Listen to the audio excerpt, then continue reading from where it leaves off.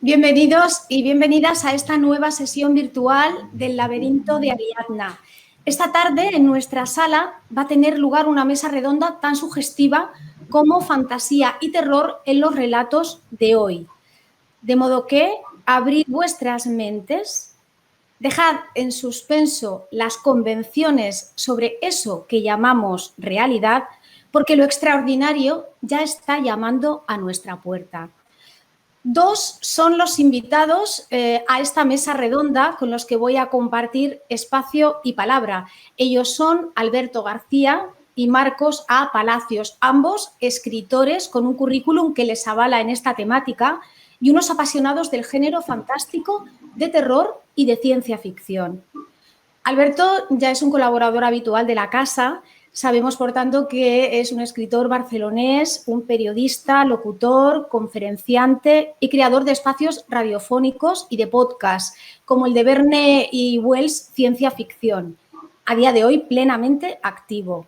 Además, ha realizado un sinfín de colaboraciones, prólogos en diferentes publicaciones y es autor de libros sobre temática fantástica. El primero, titulado Guía breve de seres elementales y otros seres fantásticos, y su última publicación, que es Cuentos en el espacio y el tiempo, editada en Gaspar y Rimbaud en 2020.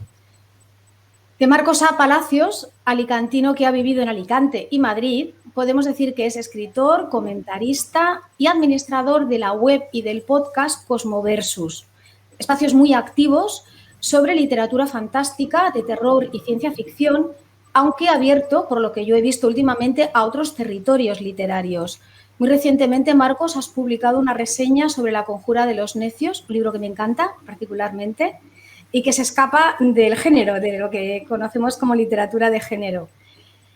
Marcos también ha publicado en Gaspar y Rimbaud su colección de relatos Fantasía y terror de una mente equilibrada, un título escalofriante que define perfectamente su contenido.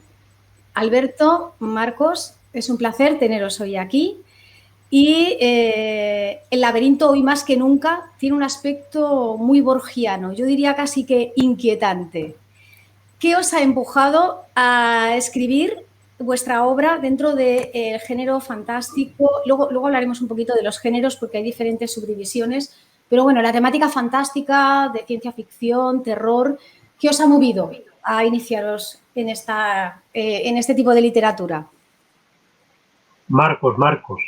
Marcos, empieza Marcos, te ha tocado. Pues principalmente todas las ideas, todo lo que se te pasa por la cabeza, experiencias, principalmente las experiencias personales o la visión que tengo de las cosas, que va muy acorde con el título y con mi manera de ser, pues eso es principalmente lo que me ha movido a escribir. Y como creo que a todos los que estamos aquí, que nos encanta escribir, lo que sea.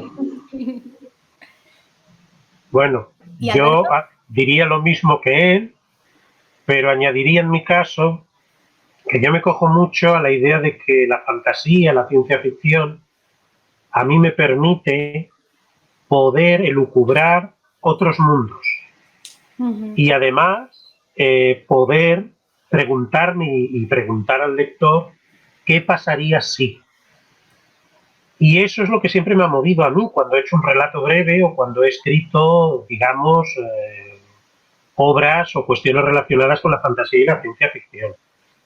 Hay un autor que se llama Theodore Sturgeon que dice que la ciencia ficción y la fantasía son los mejores lugares para poder imaginar con total libertad, que no tienes cortapisas, que nadie te puede obligar a sujetarte a un guión, a unas directrices, a una manera de ser, porque eso te permite tener absoluta libertad. Y eso lo cojo yo en este sentido.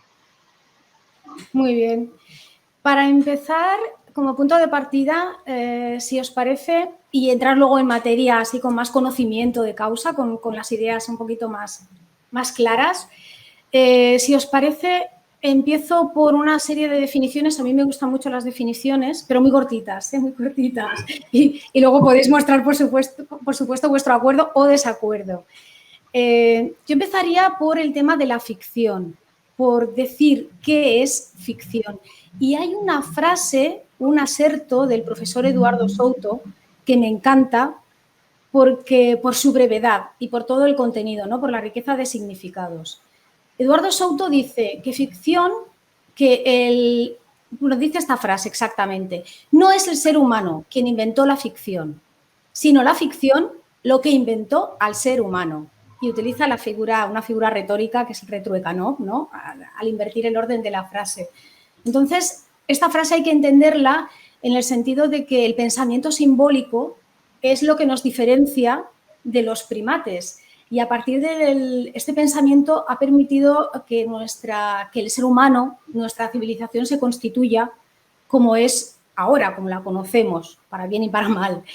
Ficción es la música, que probablemente empezó el primer ser humano a reproducir mediante golpes, mediante percusiones, intentando imitar los sonidos de la naturaleza. Ficción es la pintura y la escultura, que a través de los materiales quiere representar lo que nos rodea. Y ficción es, por ejemplo, el dinero, esos papelitos, ¿no? A los que asignamos un valor y que al fin y al cabo son los que mueven el mundo en muchos sentidos. Es decir, que sin ficciones no seríamos nada de lo que somos ahora.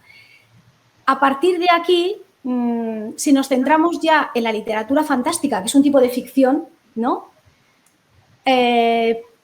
Pues se pueden proponer diferentes definiciones y seguramente cada uno de nosotros ha leído muchas o está más de acuerdo con unas que con otras. A mí, de las que he encontrado, esta me gusta mucho, porque dice que la literatura fantástica propone un conflicto entre lo real y lo imposible. Y lo esencial para la generación de ese conflicto es la inexplicabilidad del fenómeno, algo que atañe tanto al texto como al lector. Porque para que se produzca esa inexplicabilidad y sea aceptada por el lector, desde luego tiene que establecerse un pacto ficcional entre el lector y el escritor, lo que diría Coleridge de suspender la incredulidad. Mientras leemos o escuchamos esa historia, la oralidad nos valdría igualmente, debemos creérnosla, debemos empatizar con sus personajes, vivir su coherencia interna, tal como hacían nuestros antepasados alrededor del fuego cuando intentaban explicarse los fenómenos naturales que no comprendían y utilizaban historias fantásticas o para infundirse valor, para espantar el miedo o para tantas otras cosas para las cuales el ser humano utiliza su capacidad de crear historias. Entonces, a partir de aquí, con esta presentación, que yo diría que nos da a entender que lo fantástico es algo consustancial con el ser humano, ¿por qué en España se escribe tan poca literatura fantástica en comparación con la cultura anglosajona o con lo que ocurre en Sudamérica? Cualquiera de los dos. Alberto, que te he visto ahí con ganas de... Yo siempre le cedo la palabra a Marco. No, primero Alberto. No. Que yo voy a ser muy, muy duro. No, a ver, bajo mi punto de vista, primero hay que decir que no es del todo cierto que nuestra cultura y nuestra civilización, hablo de la cultura hispánica, haya dejado a un lado lo fantástico. Nosotros tenemos una rica tradición de fantástico. Lo que ocurre es que hoy en día la cultura o civilización anglosajona o la angloesfera ha desarrollado muchísimo más y ha dado mucha mayor proyección a sus autores y además teniendo unas plataformas muy grandes de exposición de estos autores a través de lo que es las ediciones, la televisión, la cinematografía, el cómic, se ha desarrollado una industria que es verdaderamente muy potente. Nosotros, y ahí es donde yo hago la crítica, por desgracia, nos hemos mirado mucho también, muchas veces, a esa proyección que ha hecho la anglosfera y, lógicamente, hemos sido capaces también de ser, entre comillas, invadidos por muchos de los temas, por muchos de los autores y por muchos de los productos literarios, cinematográficos, televisivos, que han hecho al final que nosotros hayamos aparcado a nuestros propios autores y no les hayamos proyectado como se tienen que hacer. Todos vosotros sabéis que desde muy antiguo las tradiciones, las leyendas han sido la base también de nuestra cultura, y es lo mismo que ha ocurrido en el restante mundo que hay en Europa y en otras partes de lo que sería Occidente. Yo siempre me ciño en Occidente porque es la cultura que yo conozco. Es decir, no puedo hacer una extrapolación a la civilización islámica, que sé que existe mucha cultura de lo fantástico también, o de otras culturas, como podrían ser las asiáticas o las africanas. Pero aquí nosotros hemos tenido ese hándicap. No obstante, hemos tenido grandes autores que han cultivado lo fantástico, tanto en lo que sería la península como en el continente americano, en lengua española. Y eso es así. Lo que pasa, vuelvo a repetir, que siempre se ha primado una literatura, en este caso, realista, una literatura histórica, una poesía, lógicamente, y se ha dejado a un lado minoritariamente a autores que han cultivado lo fantástico. Y no solamente es, por ejemplo, el caso de Borges en Argentina, o, por ejemplo, Gustavo Adolfo Bécquer, en nuestro caso, en España, o, por ejemplo, Manel de Pedrolo, en el caso catalán, que tuvo una etapa y tiene una serie de grandes relatos, y la gran novela, el mecanoscrit del Segon Origen. Es decir, han sido siempre relegados porque se ha dado más importancia a lo que se consideraba que era la literatura seria, cosa que los anglosajones no consideran que sea una no literatura seria la ciencia ficción y la fantasía, porque hay autores muy serios para ellos que han cultivado esa temática. Por ejemplo, Úrsula K. Le Guin, una persona que es reconocida en el mundo entero, ¿vale? Margaret Atwood, la creadora, por si lo sabéis supongo, del cuento de la criada. Es una poeta excepcional canadiense y sin embargo está reconocida también como una escritora de lo fantástico, en este caso de la distopía que ella crea. Y no quiero hablar más porque si no, no puede ser. Y Alberto, ¿cuál es tu visión sobre el tema? Ay, perdona, Marcos. Perdón. Lapsus. Marcos.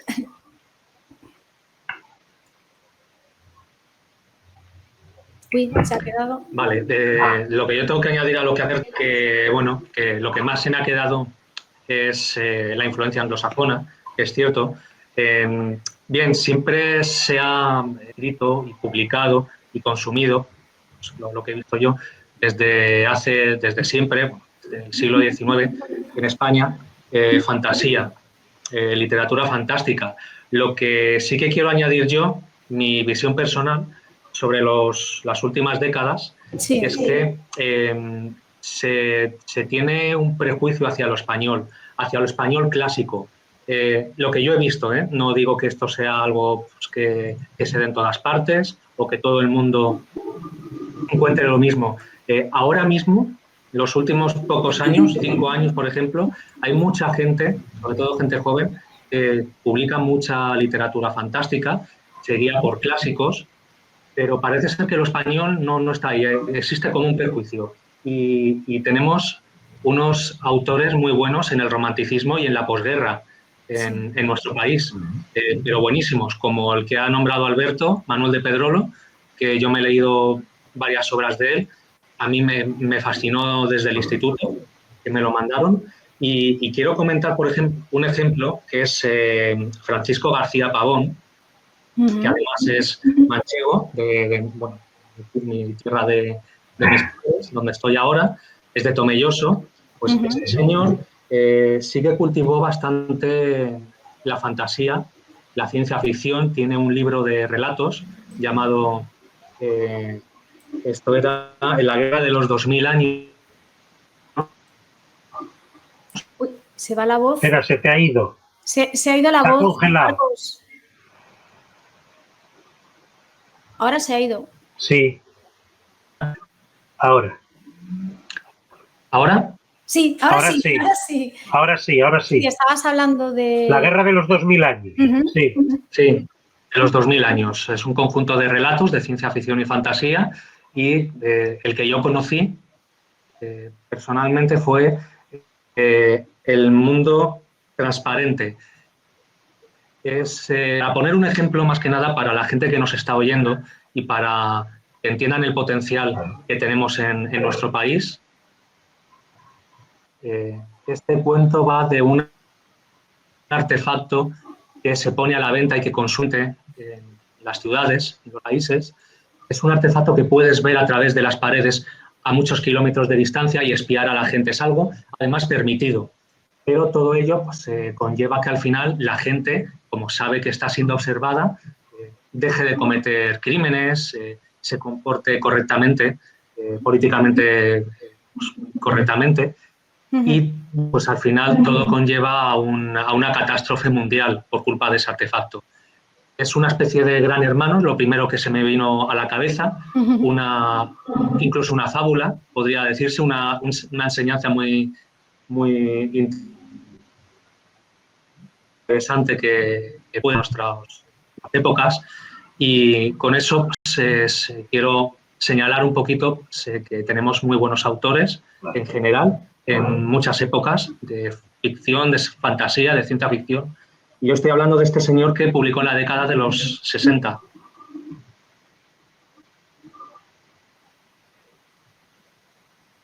Del siglo XX. Este ejemplo que lo conocemos, porque nosotros somos muy raros los que estamos aquí. Pero para la gente de hoy en día creo que debería tener muy en cuenta todos los autores anteriores y no tener tanto prejuicio, porque se puede leer tanto a los que escriben ahora como los que escribían hace 50, 100 años. Muy bien.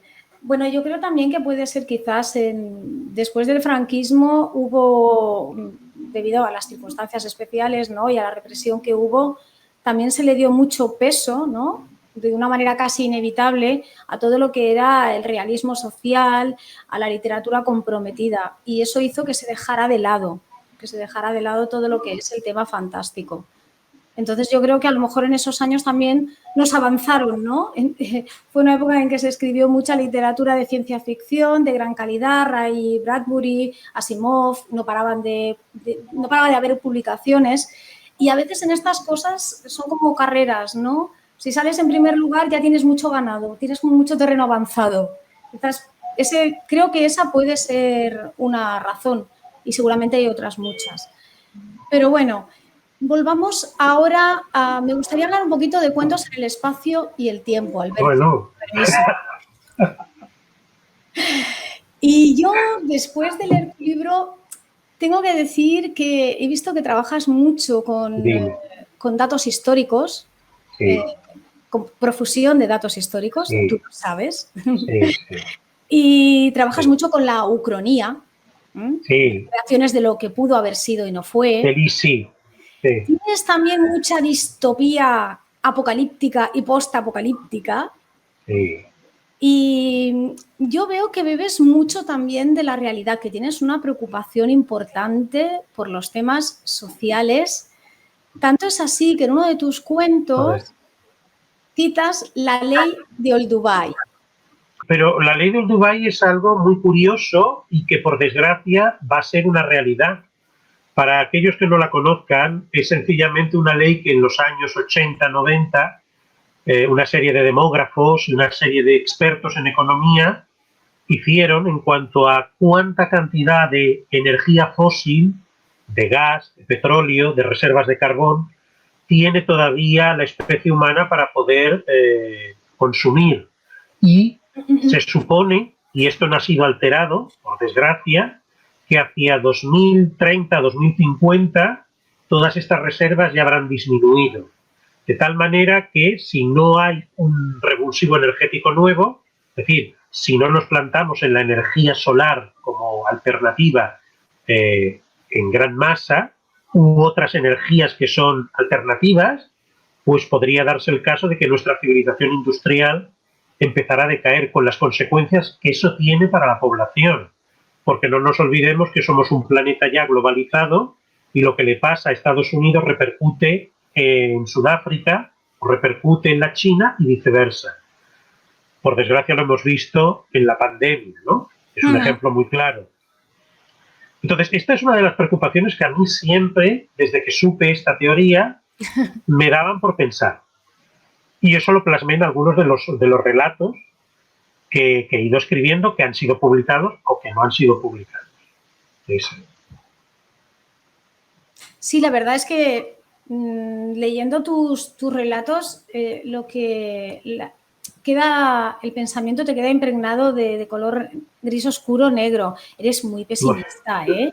Tu ciencia ficción es muy pesimista. En general, yo creo que la ciencia ficción que se escribe ahora es pesimista, ¿no crees? Sí, tiende, no el pesimismo, pero sí tiende a ser como una especie de advertencia. Yo me acojo mucho a grandes escritores de ciencia ficción, como podrían ser, por poner ejemplos, James Stewart, que hizo un maravilloso libro que recomiendo, que se titula, siempre se me olvida el título en castellano como lo tienen traducido, pero está por Editorial Gigamesh. Y yo lo hago como una advertencia para reflexionar. No tiene por qué ser el futuro así, ¿de acuerdo? Pero lo que tiene esta literatura fantástica y de ciencia ficción es que tenemos la oportunidad de poder recrear escenarios. Sí. Y esos escenarios, aunque no sean la realidad, el futuro, no tiene por qué, evidentemente, tienen que servir no solo para entretener, sino también para poder ayudar como grano de arena para cambiar actitudes, mentalidades, para poder preguntarse si lo que estamos haciendo lo estamos haciendo bien y qué futuro tiene la especie. ¿Vale? Pues parece un poco negro, Alberto? Parece un poco negro. Yo soy optimista de todas maneras, ¿sí? Siempre lo he sido. Sí. ¿Tú crees que tiene remedio? Que la cosa es ponerse, ¿no? Sobrevivimos a todo la especie. Eso es verdad, somos como una plaga. No, es así. Bueno, lo hemos demostrado. Sí. Pues así. Marcos, en tu libro,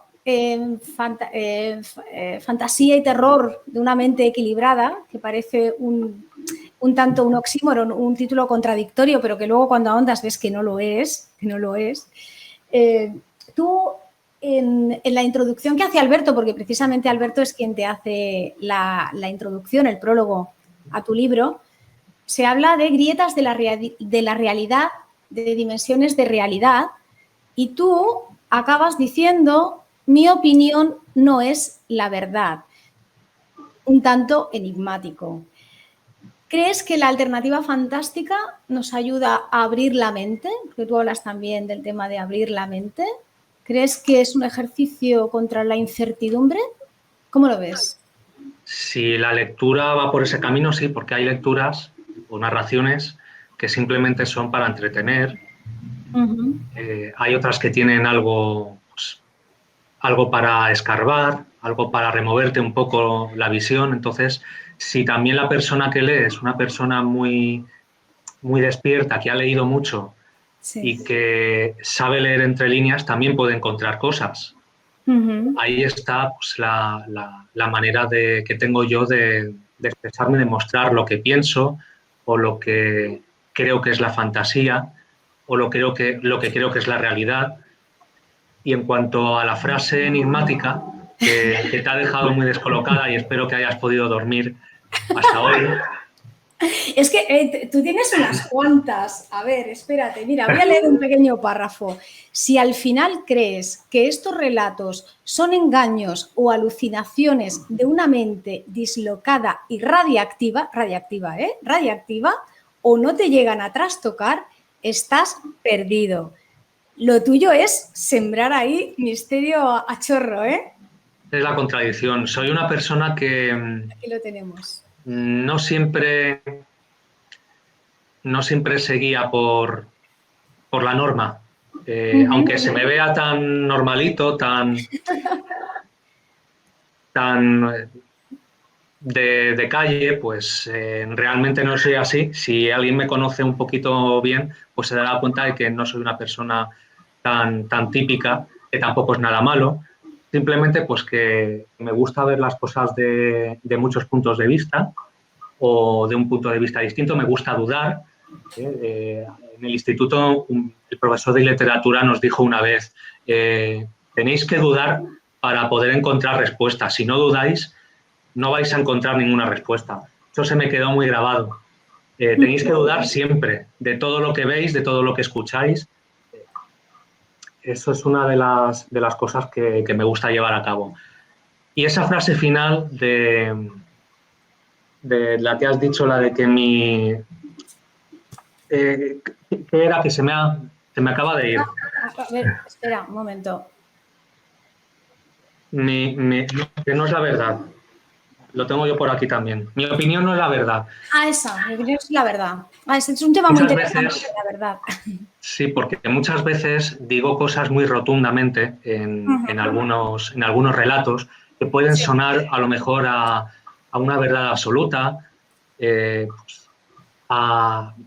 No pretendo nunca que la gente crea que yo voy en un plan para enseñar, de sabio ni nada. Soy modesto en ese sentido y me gusta dejar claro que simplemente lo que está pasando, lo que yo digo, lo que se afirma en ese relato es la visión o la experiencia en el contexto de esos personajes. Bueno, de hecho, con el tema de la realidad, la verdad, la posverdad, bueno, es un tema que está ahora en pleno apogeo. Y hay un autor, David Roa, que es un estudioso de la Universidad de Barcelona, que ha estudiado mucho lo que es la literatura fantástica y habla de los modelos de ficción, de la auténtica ficción y de la ficción pervertida. Y dice que la auténtica ficción, ya sea en buena literatura o en buen cine, ayuda a conocer la verdad y ayuda a hacer saltar en pedazos la burbuja tribal, ya que nos aboca a los matices, a las contradicciones propias del ser humano. Es un poco, Marcos, lo que tú decías, ¿no? Que tú muestras pues, lo que tú crees, tu opinión, la literaturizas, pero que lo que más te interesa, al menos he entendido yo, es que se vean esas dudas, ¿no? Esas contradicciones que son las que que resultan estimulantes para las personas pues, amantes del género o no, porque yo creo que un libro, aunque no lo podamos categorizar dentro del género fantástico, también te puede producir puede resquebrajar, ¿no? Tus ideas o tus certezas. Esto me ha pasado a mí. Me gustaría que haya gente que también pueda experimentarlo y pueda ir un poquito más allá. Acerca de la clasificación, yo he estado mirando cosas sobre cómo clasificar, porque ni yo misma, confieso que no lo tenía muy claro, si era el género fantástico incluía el terror, incluía la ciencia ficción. En un principio pensaba que iban por separado. Lo que pasa es que ahora hay algunos teóricos que incluyen incluso el terror dentro de la ciencia ficción y consideran que toda la fantasía se va a basar en ciencia ficción porque es como el futuro, ¿no? Porque hoy en día, digamos que quizás lo tecnológico no nos podemos inhibir, ¿no? Está ahí. Bueno, yo lo que diría es que la fantasía en general abarca todo. Lo que pasa que la ciencia ficción como literatura ya surgida a principios del siglo XX y ya definida por uno de los teóricos que empezó a publicar revistas pulp y que tuvo que definir qué era eso que hacían ciertos autores que utilizaban máquinas, utilizaban proyecciones del futuro, utilizaban tecnología, etcétera, etcétera. Entonces se definió que eso era otra cosa que no era como la fantasía tradicional existente hasta aquel momento. Entonces eso, que lo hizo un hombre que se llamaba Hugo Gernsback, ¿vale?, se llamó ciencia ficción porque él lo definió así y quedó así.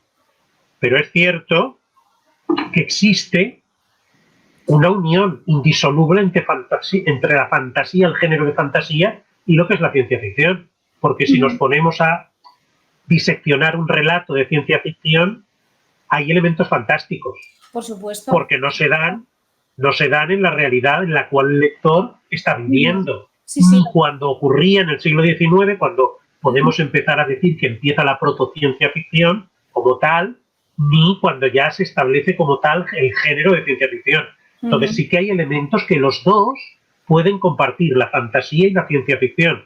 Y sí que es verdad que en el caso de la ciencia ficción hay muchos elementos que podríamos calificarlos de fantásticos.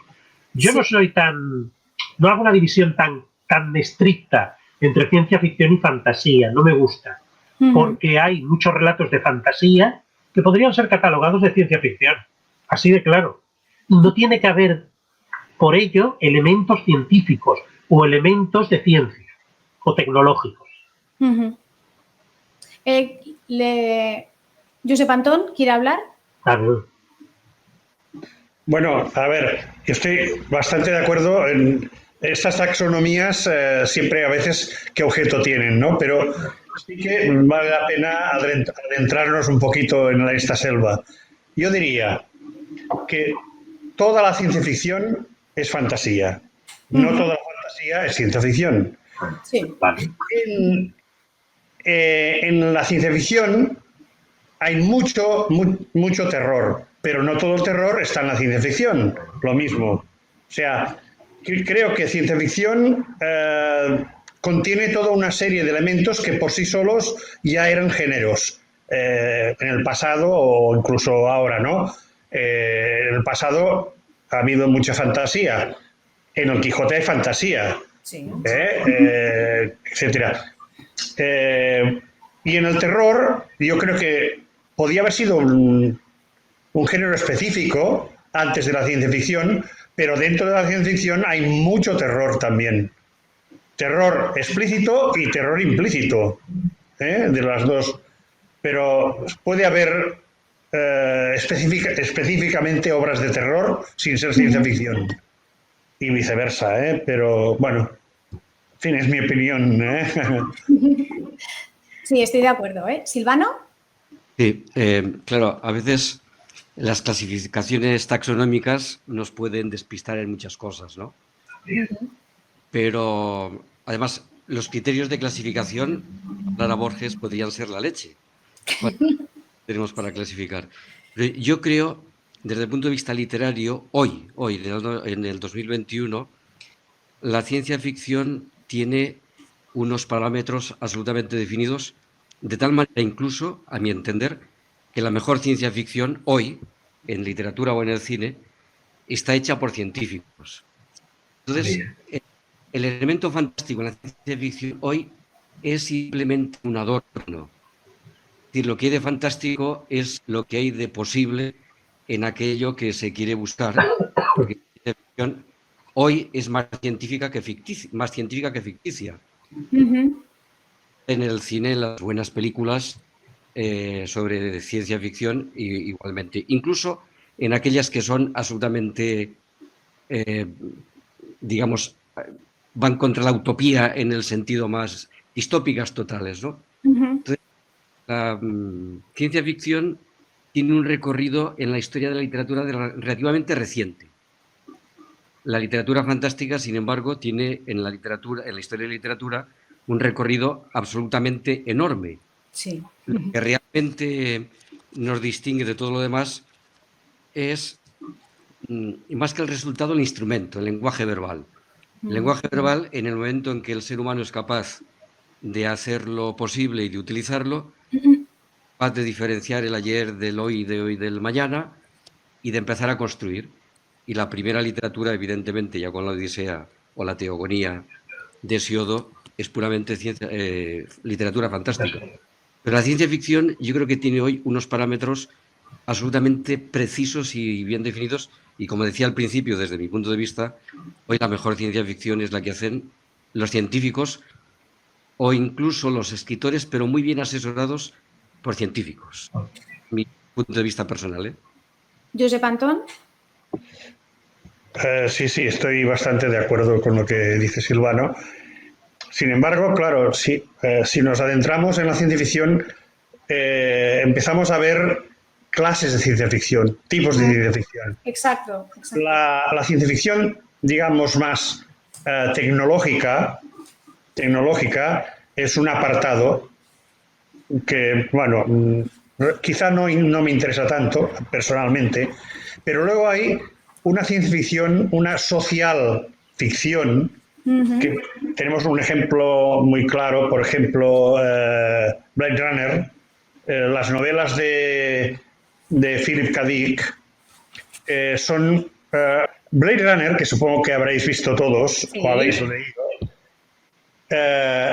no es más que una meditación sobre el sentido de la existencia. No es más que una traslación temporal de la pregunta que se ha hecho la mayoría de la gente: ¿por qué vivo tan poco? ¿Por qué no puedo vivir más? Simplemente en Blade Runner el replicante va a su creador y se lo pregunta. Le dice: quiero vivir más. Y claro, para hacer eso lo único que hace el autor es trasladar el escenario a un escenario utópico, tecnológicamente distinto, pero socialmente llevado al extremo. Es decir, es la situación actual llevada al extremo dentro de un contexto tecnológico un poco distinto, pero es ni más ni menos que esa meditación. Digamos que es la exageración del entorno del ser humano para ponerle delante de sus preguntas esenciales. Y ya dejo aparte la escena final, que creo que es uno de los poemas más importantes y más perfectos que ha creado el hombre desde que escribe poesía. Y además parece ser que fue una improvisación del actor, no estaba en el programa, en el guión. Bueno, a ver, Philip K. Dick tiene... es el gran autor de ese tipo de ciencia ficción. Es decir, habréis visto quizás también Minority Report, ¿no? Sí. Que es decir, bueno, y si podemos llegar antes de que se cometa el delito, está juzgando las intenciones. O sea, siempre pone, digamos, la preocupación o la pregunta de ahora a una situación extrema en la cual eso quede bien patente, ¿no? Sí. De hecho, los títulos de sus novelas que se han llevado al cine son casi más gráficos que los títulos. Por ejemplo, el título de la novela que da pie a Blade Runner es ¿Sueñan las ovejas con... ¿Cómo era? Suenan... los androides con ovejas eléctricas. Los androides con ovejas mecánicas. Y la continuación, que esa no ha ido al cine, se llama ¿Podemos construirle? Que esa me gustaría que algún día también se hiciera. Bueno, o sea, este es un autor muy conocido, pero cuya ciencia ficción casi que podríamos decir que solo es ciencia ficción porque utiliza escenarios distintos, tecnológicamente distintos. Pero la temática no es, por ejemplo, un Ray Bradbury que pretende lo mismo, no obstante, porque en Crónicas Marcianas simplemente pone al hombre en otro contexto.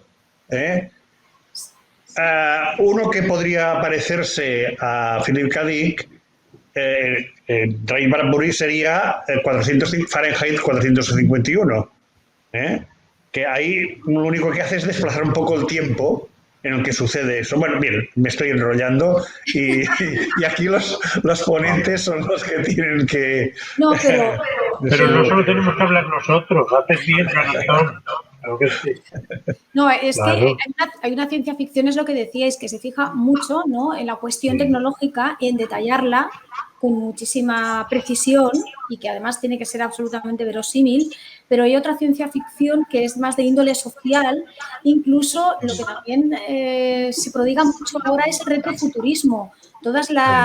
El subgénero del steampunk, el dieselpunk o punk, que no lo pronuncio bien, cyberpunk, biopunk y todo esto. Y realmente sitúan las historias en una época pasada, con tecnologías, de acuerdo con una tecnología pasada en la que predominaba la electricidad o predominaba el diésel o lo que fuera. Entonces, no todo está mirando hacia grandes avances científicos y tecnológicos en el futuro, sino que yo creo que ahora la ciencia ficción lo que hace es cambiar escenarios, ¿no? Es como si cambiaran escenarios en los que las condiciones tecnológicas son muy determinadas y a partir de ahí suele plantear cuestiones muy críticas para el ser humano. Más o menos, no sé si estáis conformes, es lo que me ha parecido a mí. ¿Sí, Josep Antón? A ver, la ciencia ficción de entretenimiento, que creo que alguien ha hablado de eso, son las películas que estamos viendo de Star Wars y que, a ver, la intención social aquí no existe, la indagación ontológica no existe. Aquí existe, pues, una película del oeste, pero con otro tipo de vestidos y otro tipo de caballos. Es eso, es eso. Esa ciencia ficción que es de gran consumo, pienso que no es de lo que estamos hablando aquí, sino es en el sentido de que es un subgénero del género ciencia ficción, ¿no? Igual que la ciencia ficción de terror, que representaría, por ejemplo, la serie esa de Alien, que simplemente es Lovecraft, pero en otro planeta. Sí. Es Lovecraft, o sea, unos monstruos muy terroríficos que están acechando, que apela a los miedos ancestrales del ser humano, ¿no?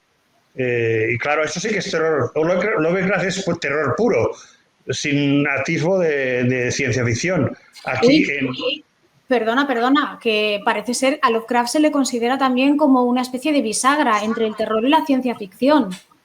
Pero yo no sé, en este caso no sé dónde está la ciencia ficción, porque los seres ominosos que surgen de los abismos no te dice dónde están, ni en qué época, ni nada. Sí, pero da a entender que son de fuera de este mundo y que llegan a este mundo. Da a entender, sí, pero... Claro, ver, ahí, por eso no lo consideran, no es que lo consideren, al menos... Los seres terroríficos que surgen de los lagos, de los abismos y tal, han estado en todas las mitologías desde el principio de los siglos. Simplemente él lo sitúa en poblaciones de Nueva Inglaterra, que es lo que a él le gustaba, y ya está. No sé, a ver, si nosotros no nos movemos de España, vámonos a Galicia, la Santa Compaña. La Santa Compaña. Sí. Se han hecho, vamos, es una cosa que cuando uno se adentra en un bosque allí, por la noche tiene que esperar que pase la Santa Compaña, ahí con sus luces y sus... también, bueno, pero eso no puede clasificarse dentro de la ciencia ficción, de ninguna de las maneras. No, pero hay estudiosos que lo consideran como bisagra, o sea, un autor que está, digamos, supongo que anticipándose a, ¿no? Una proto-ciencia ficción. Bueno, ya sabes tú que aquí teorías puede haber para... Bueno, repito, que estoy hablando mucho. Quisiera decir algo. Habla, Alberto. No, aprovechando lo que decía Josep Antón, que me gustaría que Marcos después también me lo dijera, porque a él le gusta mucho Lovecraft, es uno de sus autores de inspiradores también, diría yo, de algunas de sus creaciones literarias. Sí. A ver, en el caso de Lovecraft, es verdad que no es un autor de ciencia ficción puro, pero sí es verdad que los seres que imaginó Lovecraft son unos seres primigenios que después el círculo de Lovecraft, autores que eran amigos suyos, que eran sus discípulos, continuaron y hicieron otras versiones uniéndolas a lo que él había hecho en un principio. Son seres extraterrestres, son seres adimensionales, son seres de otros mundos paralelos que imagina Lovecraft que han llegado a la Tierra millones de años y que han sido capaces de dejar una huella imperecedera en la mente humana. Y aquí hay que decir una cosa interesantísima, que yo cojo lo que decía Silvano y lo que decía Josep Antón. En los inicios de la ciencia ficción y también de la continuación de la fantasía existente en Occidente, hay autores que cogen y son capaces de crear los protoescenarios, las protohistorias que luego otros autores seguirán como de ciencia ficción o de pura fantasía. Y, por ejemplo, Poe es un autor que toca el terror, pero es que también toca la ciencia ficción, es que también toca la fantasía, es capaz de unir las tres cosas y en unos relatos como por ejemplo El extraño caso del señor Valdemar, alguien te lo podría decir que es, pues bueno, protociencia ficción, porque es la historia de un médico que es capaz de utilizar una metodología que para nada es fantástica, es una hipnosis, es una capacidad que tiene para poder ayudar al enfermo a que su mente sea resistente y poderosa ante la enfermedad, y eso es protociencia ficción. Y si te vas a Mary Shelley es la madre, digámoslo así, o la abuela del terror, pero también de la ciencia ficción, porque Frankenstein es la historia de un doctor, de un profesor, que es capaz, con una serie de elementos científicos en teoría, con la anatomía y con otras particularidades, de intentar crear vida, volverla a crear, anticipándose a todo lo que será la ciencia ficción y todas las novelas relacionadas con lo que es la creación de vida o de los nuevos inventos que proporcionen a la biología una nueva época. Esos son dos ejemplos. Sí. Pero es que Mary Shelley es capaz de hacer distopías.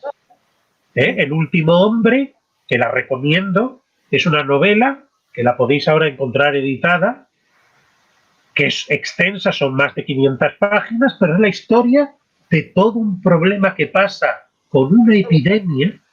Atención a la historia, una epidemia que hace que Europa y Estados Unidos caigan en una situación tremenda y los supervivientes intentan hacer lo que pueden, y es la historia del protagonista, el último hombre, que vaga por los territorios europeos, solitario, explicando su vida y lo que ha pasado desde que apareció la epidemia y lo que ha pasado con las invasiones de los supervivientes, etc. Es decir, todos esos autores son capaces de abrir puertas, como lo hizo Lovecraft.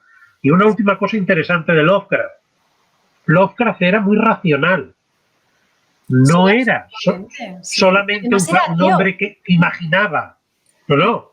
Lovecraft, él mismo explica en algunos de sus artículos que él no cree en ciertas cosas sobrenaturales, pero que como le gusta el placer de pasar miedo, recrea historias terroríficas, porque él cree que ya es terrorífico nuestro mundo, porque nuestra mente es tan pequeña que no puede abarcar la comprensibilidad del universo existente.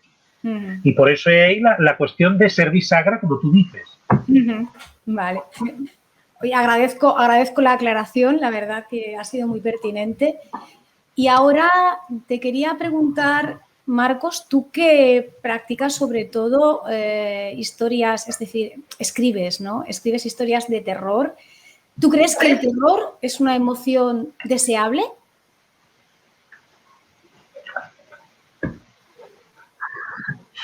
Solo puedo hablar por mí.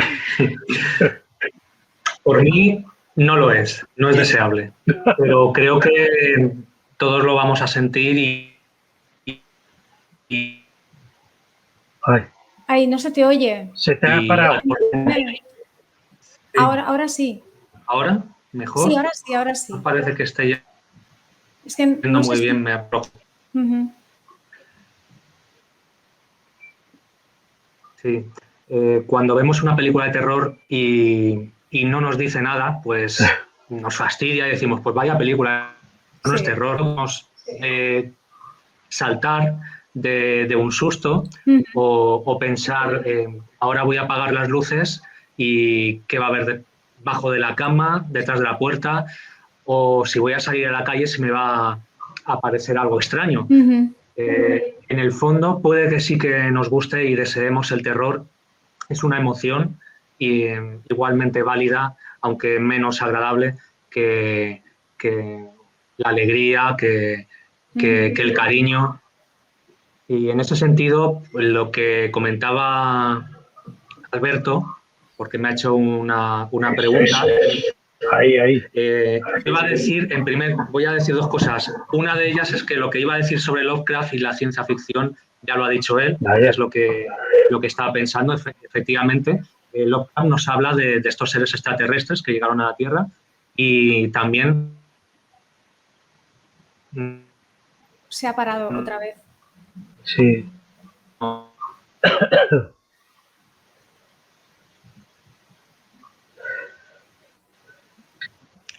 ¿Se me escucha ahora? Sí, ahora sí. Ahora Vale.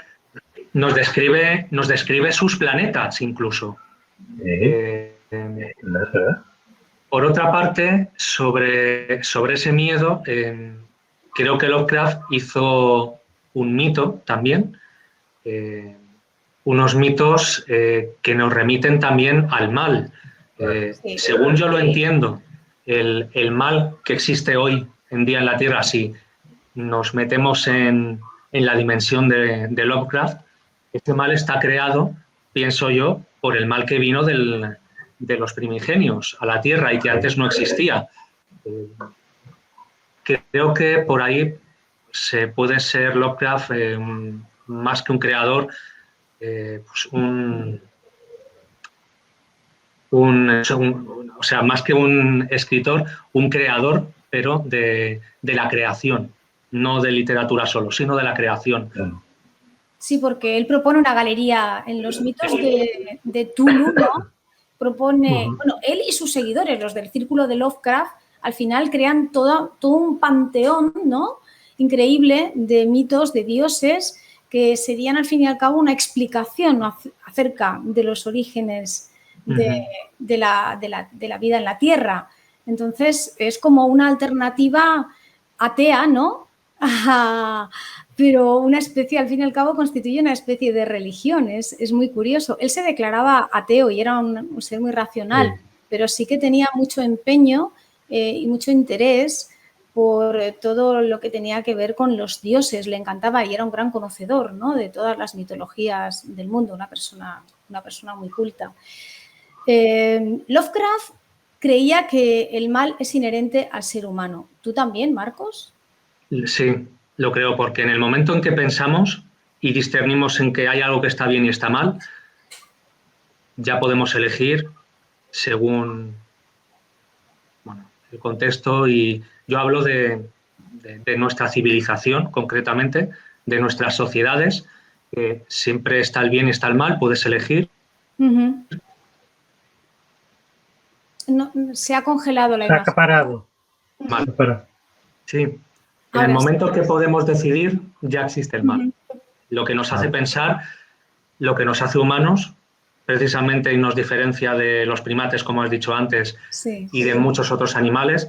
Si ellos hacen mal, que yo a veces decimos, has sido un perro malo, ¿por qué has hecho esto? El perro sigue un instinto, no puede ser malo.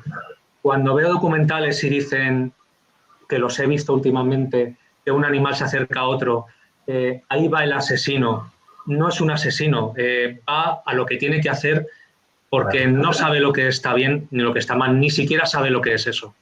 Claro. Y no, yo no soy zoólogo, tampoco ni biólogo, pero es lo primero que se me viene a la mente.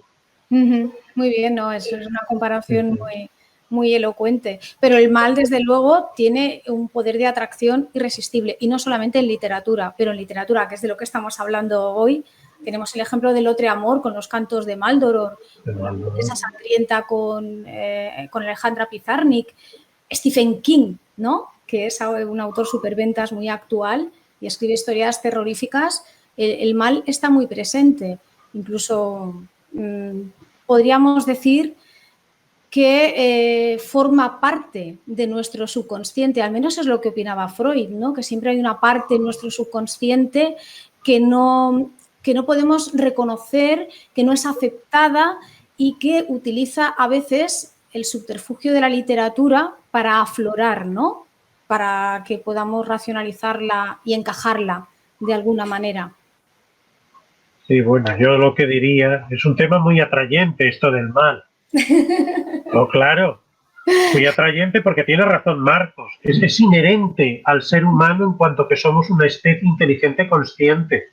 En el momento que nosotros hacemos algo, ese algo puede ser malo o bueno.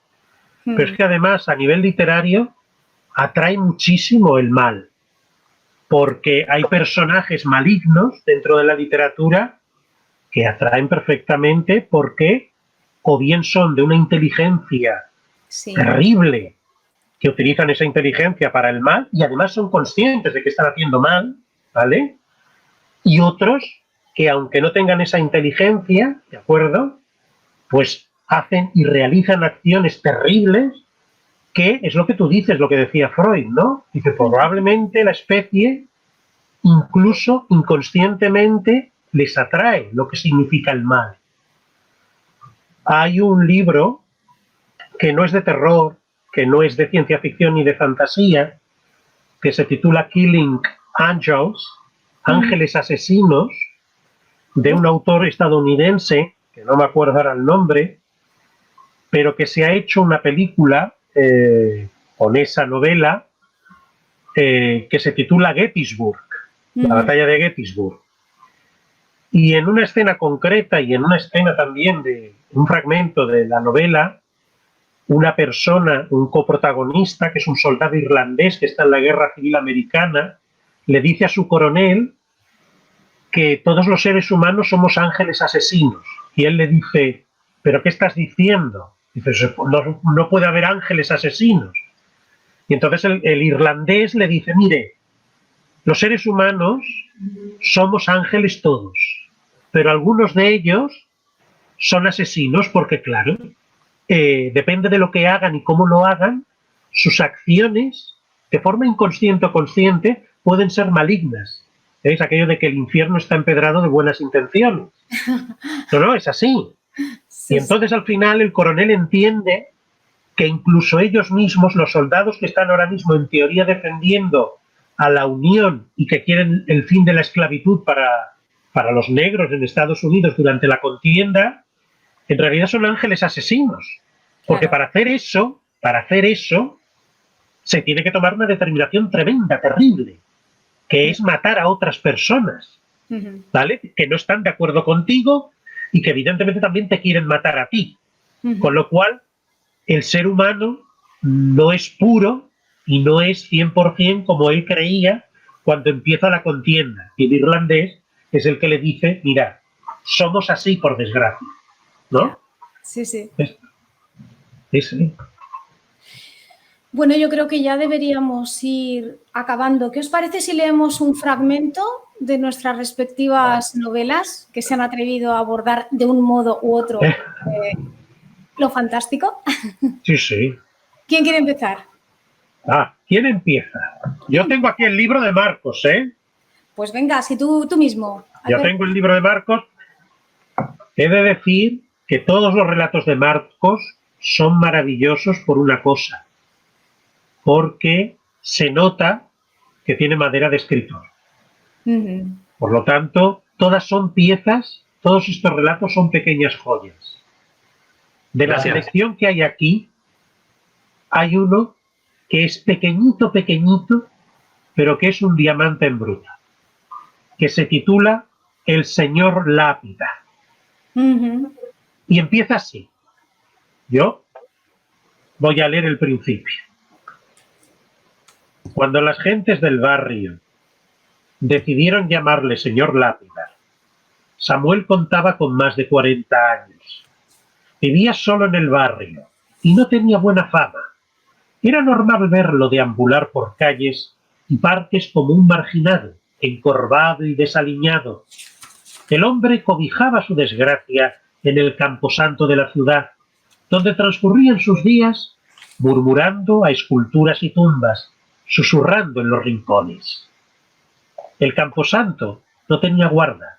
Hacía muchos años que murió el último y nadie en el ayuntamiento pareció recordar que había que contratar uno mientras el señor Lápida organizara el recinto y cuidara de las flores.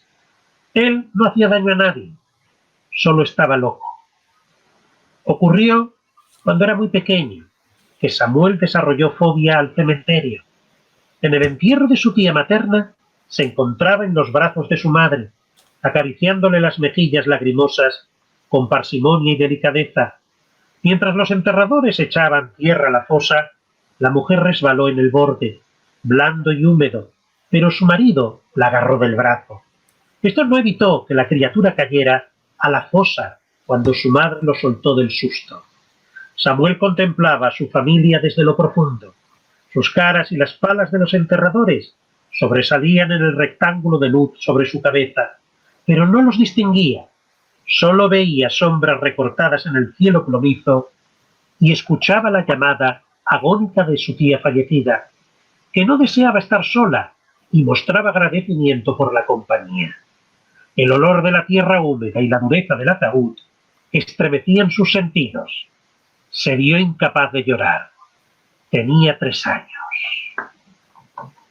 Y así continúa. Muy bien.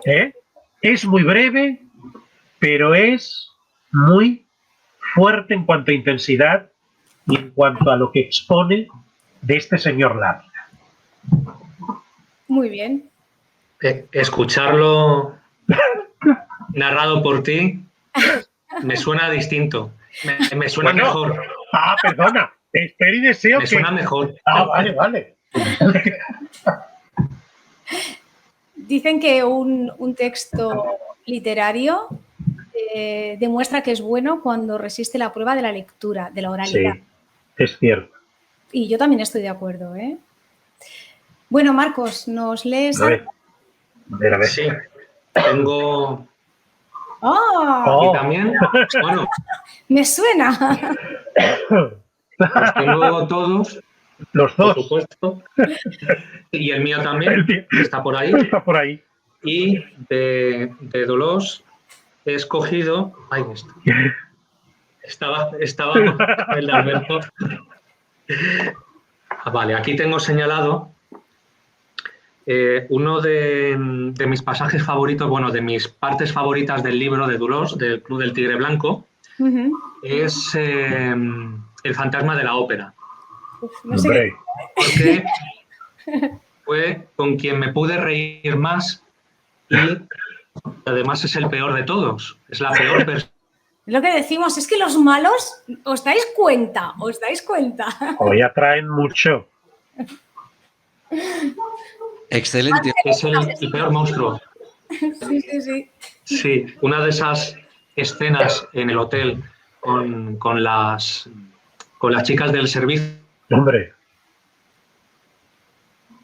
Uy, no se te oye, Marco. David salía. ¿Cómo? Que no se te oía durante un momento. Vale. Sí, se ha cortado un poquito. Vale, voy a leer un extracto de uno de esos momentos. A ver. Dejo la botella encima de la mesa, señor, como siempre. ¿Algo más, señor? Y tú me lo preguntas, pero no me llames señor. Por favor. La cojo la puerta, entornada, no cerrada. Que pase un buen día, señor. Y la contestación de la cámara... Sí, oye, se entrecorta. Se entrecorta. Sí. A modo de contestación de la cámara. Ahora sí. Ahora sí. Ahora sí. Vale. Ay. Se ha ido. Se ha ido, sí. Bueno, es igual. Si no, Marcos, leo yo. Me va la imagen un poco. Jaja. Sí. A ver. Sí.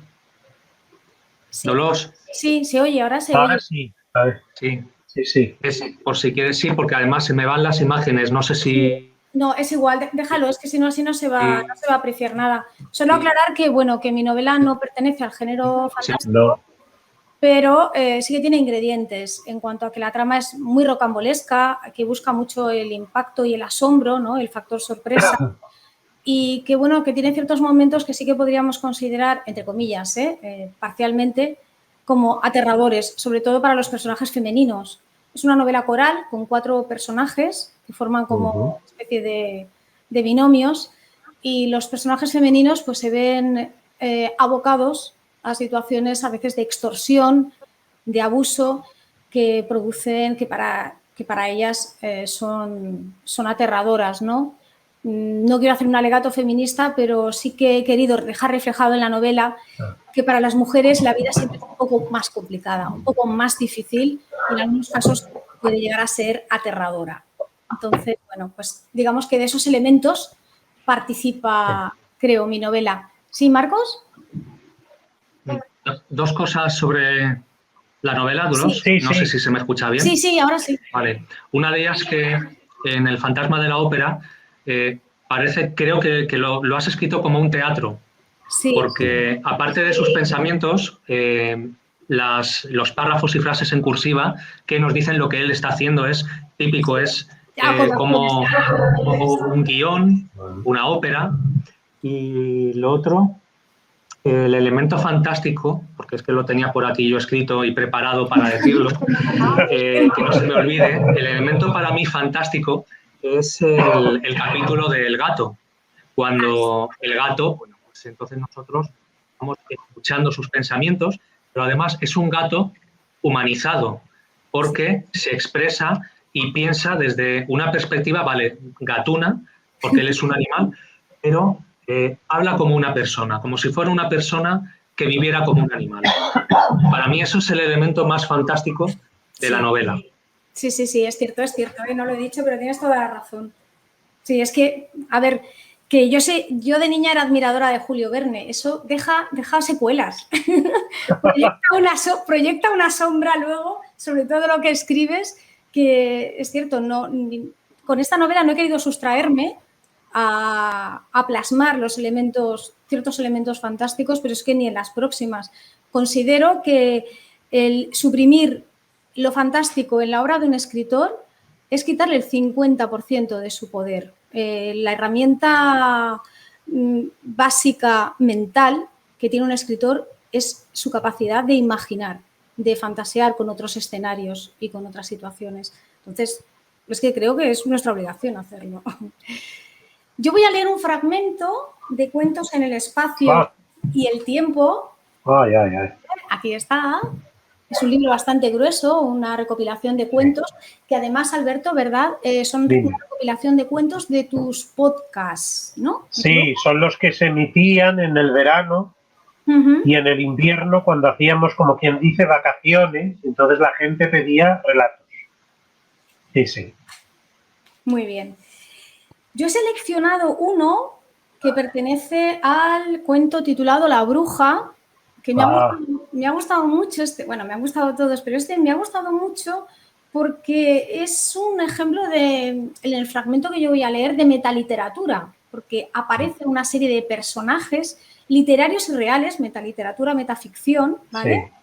Sí. Dentro de una historia que es una distopía post-apocalíptica, aquello que decíamos, ¿no? De un futuro un tanto incierto y peliagudo, en el que se ve inscrita la protagonista, pero en este caso con un mensaje positivo. Tienes razón. Sí, por eso, sí. Este es positivo realmente. Porque es que lo pintas todo muy negro, las situaciones y las alusiones, ¿no? Al ser humano, cómo ha destruido la naturaleza, la civilización humana, pero quedan esos reductos aislados en diferentes partes del mundo que van a iniciar otra historia, ¿no? Y queremos que esa historia tenga otro final. Entonces hay un fragmento que a mí me ha resultado divertido porque es una muestra de la riqueza de recursos literarios y de todo tipo que Alberto tiene a la hora de escribir. Echa mano de muchos conocimientos históricos, de descripciones muy detalladas, de alusiones de otros autores. Y al leerlo me divertí. Y entonces, mira, pues me parece que para leerlo va a ser interesante. A ver. Lo tengo que encontrar, un momento. Sí, no, está aquí, lo tengo. Sí. Bueno, os pongo un poquito en antecedentes. Se va a producir se va a hacer una representación teatral en el pueblo de la protagonista, de la chica, no recuerdo ahora el nombre, lo tengo por aquí. Vale. Y entonces, pues bueno, dice así. El argumento era un poco caótico, pero grosso modo la obra trataba de un héroe Superman, que había nacido príncipe en un reino llamado Camelot. Su padre, el rey Julio César, había sido asesinado en tiempos del mundo de las ciudades, antes de colapso y apocalipsis, y su madre, la reina Madonna, se había vuelto a casar con Darth Vader, el tío de Superman. Una noche, el fantasma de su padre se le presenta a Superman y le pide que haga justicia, pues su tío es su asesino. Superman, con la ayuda de su sirviente Holmes, inicia la búsqueda de pruebas en contra de su tío. Bueno, y así sigue durante... Y a mí me pareció desternillante porque es que mete todo tipo de personajes. Es un ejemplo, pensemos que en este cuento lo que es la transmisión literaria, la escritura, prácticamente ha desaparecido. Muy pocas personas, contadas personas, saben leer la lengua de los antiguos, que seríamos nosotros. Sí, sí. Entonces, este grupo itinerante de teatro representa las obras de memoria. Entonces, me ha parecido también que es una demostración de cómo la memoria es frágil. Si no hay un testimonio escrito, los hechos acaban desvirtuándose, acaban degenerando y se acaban perdiendo. Entonces, también me parece un homenaje y una de la letra escrita, que le otorga un valor importante porque le da una función a la literatura. Entonces, si alguien quiere decir algo más, porque si no, pues iremos acabando. Yo, si me permitís... Sí, claro. Quería decir un par de cosas. Bueno, enhorabuena a los tres porque ha sido muy interesante y a los dos autores por su obra. Pero volviendo un poco al principio de si en lengua española había literatura fantástica o de ciencia ficción, sí o no, hombre, yo creo que ha quedado demostrado que sin duda sí. Pero en este sentido hay un par de libros que en su momento tuvieron su importancia, dos libros teóricos. Uno que se titula Literatura Fantástica, las 100 mejores novelas, cada por Minotauro, de David Pringle. De las 100 no aparece ni una sola novela escrita en español. Sí. Y la de Louis Box, que la publicó Bax, en Taurus, las obras maestras de la literatura fantástica, solo hay un apartadito dedicado a Borges. El resto no aparece para nada en literatura española. Entonces, en este sentido, me permito recomendar a nuestros lectores la obra de Antonio Risco, que también la publicó hace años Taurus, y que se titula Literatura Fantástica de Lengua Española, porque recoge una serie de autores que probablemente muchos de los oyentes no pensarán en literatura fantástica, pero que efectivamente la hicieron, ¿no? No voy a decir nombres, para si alguien se quiere acercar a la obra, que se encuentre con ella, pero desde hace ya mucho tiempo, efectivamente, en la literatura española hay autores importantes de literatura fantástica, pero de literatura fantástica convencidos de que hacían literatura fantástica, quiero decir. El libro no recoge todo esto nuevo que hoy acaba de nombrarse aquí, porque el libro ya tiene unos años. La literatura fantástica en español, después de esta historia de Antonio Risco, sin duda ha aumentado, como nuestros dos autores de hoy lo demuestran fehacientemente. O sea que, en fin, enhorabuena a los dos. Y Muy bien, pues gracias por vuestra asistencia y a nuestros autores invitados, muchas gracias por vuestra participación. Gracias a vosotros. Nos vemos. A todos. Adeu. Hasta pronto. Hasta pronto.